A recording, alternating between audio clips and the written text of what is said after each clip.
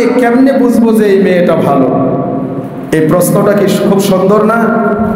বিয়ের আগে, কারণ বিয়ের দিন একটা মেয়েকে যখন দেখতে যায়, এই মেয়েটা যতই খারাপ হোক, বিয়ের মেয়ে দেখতে যেদিনকে যায় ওই মেয়েটা এত ভদ্র থাকে, এত শান্ত থাকে, মনে হয় যে তার মতো ভালো মেয়ে আল্লাহর দুনিয়ায় দ্বিতীয়টা খুঁজে পাওয়া যাবে না। কথা বলেন ঠিক কিনা? কিন্তু বিয়ে করে যখন নিয়ে আসে, তারপরে তার আসল রূপটা প্রকাশ পায়। তো প্রশ্ন করেছেন যে ভালো মা যে নির্বাচন করব, বা আমার জন্য যে ভালো স্ত্রী নির্বাচন করব, বিয়ের আগে কোন কোন কোয়ালিটি দেখে আমি এটা নির্বাচন করব, এগুলো আমাদের জানা দরকার কিনা? অত্যন্ত গুরুত্বপূর্ণ একটি বিষয়। আমরা আজকে এই বিষয়টি নিয়ে আলোচনা করব ইনশাআল্লাহ। ভালো মেয়ে পাওয়ার জন্য যারা বিয়ে করেছি তো আলহামদুলিল্লাহ, এটা তো দিল্লি কা লাড্ডু। কথা বলেন ঠিক কিনা? যারা বিয়ে করেছে এরাও পস্তায়, যারা বিয়ে করে না এরাও পস্তায়। তো যারা বিয়ে করেছি তারা তো বিয়ে হয়েই গেছে, যারা করব বা যারা সন্তানকে বিয়ে করাবো, আমরা এই বিষয়গুলো খেয়াল রাখবো। সর্বপ্রথম, আপনি যদি একজন নেককার স্ত্রী পেতে চান, ভালো মা যদি আপনার সন্তানের জন্য নির্বাচন করতে চান, সর্বপ্রথম সাহায্য চাইতে হবে কার কাছে? জোরে বলেন, কার কাছে? এই জন্য সর্বপ্রথম আপনার আমার জন্য করণীয় হচ্ছে ইস্তেখারা করা।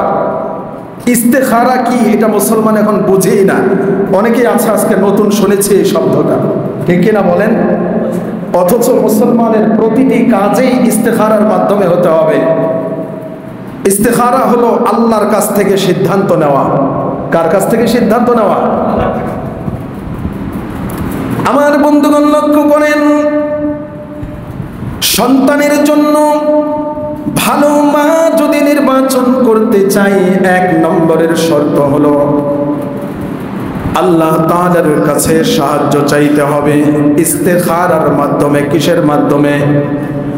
2 রাকাত নামাজ পড়বেন, নামাজ পড়ে আল্লাহর কাছে দোয়া করবেন, আল্লাহ অমুক মেয়েটা আমি দেখে এসেছি, তার চরিত্র সম্পর্কে আমার জানা নাই, আল্লাহ মেয়েটার আচার ব্যবহার কেমন আমি জানি না, আল্লাহ তোমার কাছে সাহায্য চাই, এই মেয়েটা যদি আমার জন্য কল্যাণকর হয়, আমার সন্তানের জন্য যদি কল্যাণকর হয়, তাহলে এই মেয়েটাকে আমার স্ত্রী হিসাবে আমার ঘরে এনে দাও। আর যদি এই মেয়েটা আমার জন্য কল্যাণকর না হয়, ক্ষতির কারণ হয়, আল্লাহ তার প্রতি আমার মনের মধ্যে একটা ভাব তৈরি করে দাও, একটা তার প্রতি অপছন্দ হয় এরকম একটা ভাব আমার ভিতরে তৈরি করে দাও। এরকম ভাবে দোয়া করতে হবে, 1 নম্বর। এরপরে হলো 2 নম্বর, মেয়েটার দিনদারির দিকে আপনি খেয়াল করবেন। মেয়েটা দিনদারি কিনা, ফাজফার বিজাতিদ দ্বীনি তারিবাত ইয়াদাক, মেয়ের ভিতরে দিনদারিত্ব আছে কিনা এটা আপনি কিভাবে বুঝবেন? কেমনে বুঝবেন? মেয়ের ভিতরে দিনদারিতা আছে কিনা এটা যদি আমরা বুঝতে চাই, আমাদেরকে তাকাতে হবে মেয়ের মায়ের দিকে। কার দিকে? জোরে বলেন, কার দিকে? মেয়েটা ভালো কিনা এই মেয়ে দেখার আগে দেখবেন কাকে? মেয়ের মাকে দেখবেন, প্রয়োজন হলে মেয়ের নানিকেও দেখবেন। দেখবেন মানে সরাসরি যায় দেখবেন এমনটা নয়, খোঁজ খবর নেবেন, সে ধার্মিক কিনা, সে পর্দা মেনটেন করে কিনা, সে স্বামীর সাথে কেমন আচরণ করে, সে পরিবারের সাথে কেমন আচরণ করে, সে তার মেয়েকে কেমনভাবে গড়ে তুলেছে, এই বিষয়গুলো আমরা লক্ষ্য করব। 2 নম্বরে প্রয়োজন হলে মাকে দেখব, প্রয়োজন হলে তার নানির খোঁজ খবর নিব যে তার নানি কেমন, তাদের বংশটা কেমন, তাদের ভিতরে পর্দা পশিদা আছে কিনা, লজ্জা আছে কিনা। কারণ একটা মেয়ের সবচেয়ে বড় অলংকার হচ্ছে লজ্জা।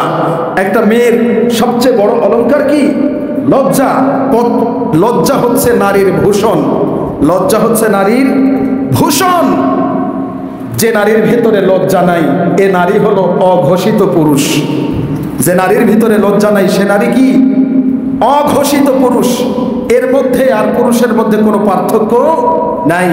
এজন্য আল্লাহর হাবিব বলেছেন আল হায়াউ শুবাতুম মিনাল ঈমান, লজ্জা হচ্ছে ঈমানের অঙ্গ।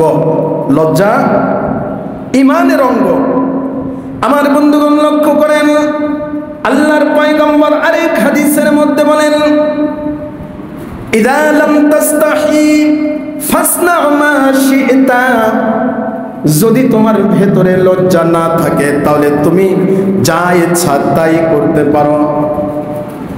যখন কোন নারীর ভেতরে লজ্জা থাকে ওই নারীর দিকে তাকায় দেখবেন ওই নারী পুরো শরীরটাকে পর্দা দিয়ে ঢেকে রাখে। কথা বলেন ঠিক কিনা? লজ্জা যদি আরো বেশি থাকে তাহলে দেখবেন হাতে মোজা পর্যন্ত পড়ে, পড়ে কি পড়ে না? পায়ে মোজা পর্যন্ত পড়ে। তার মানে লজ্জা আছে, একটা আঙ্গুল পর্যন্ত পরপুরুষের সামনে দেখায় না, কারণ সে জানে এটা আমার ভূষণ, এটাই আমার অলংকার। আল হায়াউ শুবাতুম মিনাল ঈমান। এজন্য স্ত্রী নির্বাচন করার আগে মায়ের দিকে দেখবেন, মায়ের ভেতরে পর্দা ফুঁসিদা আছে কিনা, লজ্জাবোধ আছে কিনা, নাকি